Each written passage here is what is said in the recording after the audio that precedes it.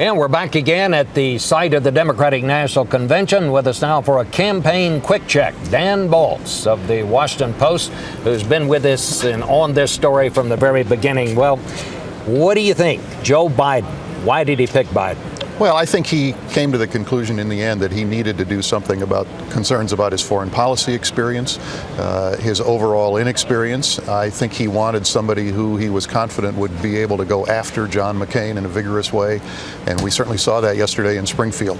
Joe Biden did not hold back. I talked to a friend of Biden's afterwards, and he said, I think he demonstrated he is not going to be a reticent vice presidential candidate. He's going to lead the attack. I think there's another element, though, Bob, and that is the sort of middle-class economic message that I don't think Senator Obama himself has quite articulated in the way that the campaign needs. And you certainly heard these governors today. Absolutely. They were very clear that A, that's needed, and that B, Joe Biden can help to do that.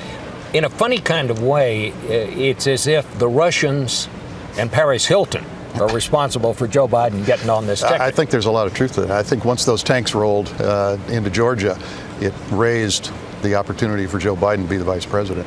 So what happens next? How do you see this campaign unfolding? Well, I mean, this is a very competitive campaign. There's no question about it. I think the Obama people understand that to the degree they thought that they might have an easier time. I think they're well aware that this is going to be a dogfight all the way to the end, probably. It's clear that that Senator Obama has work to do with this convention, that he has to obviously come out of here with a very united party, that he and the Clintons have got to make it clear that they are all on the same page. Those speeches by both Senator Clinton and former President Clinton, I think, will be important moments. But the big moment is obviously his speech Thursday night, and he has to both raise the comfort level among people who are not sure that they really know him well enough, but also drive home that economic message. I meant to ask the governors, and I just forgot. Whatever happened to Bill Clinton? Well, he'll be here, and that speech on Wednesday night that he gives will be important. When Bill Clinton is on, there are very few people who can make an argument, a political argument, more effectively than he can, but he's not done it yet on Barack Obama's behalf, so we'll be watching that Wednesday night.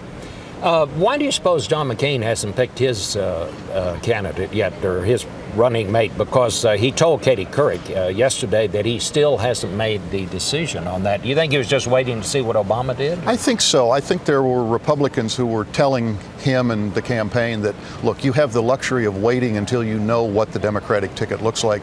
There is no reason to go to try to preempt them. You don't get a big PR advantage in doing that. You're much better off to wait and see what the entirety of the opposition looks like.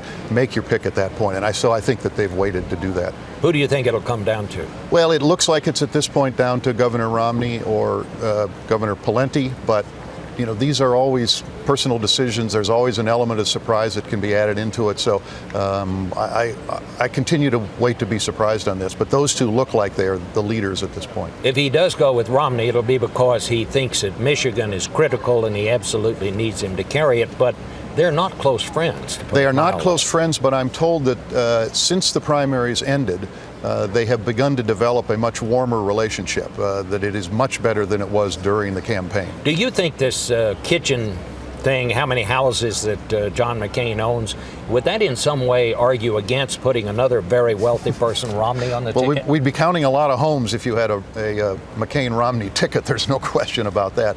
I don't know in the end whether that will be decisive, but there are little things that happen in a campaign that can affect the internal discussions, and this could be one of them. All right. Dan Balz, thanks so much. Thank you, We'll be Bob. back with a final word in just a minute.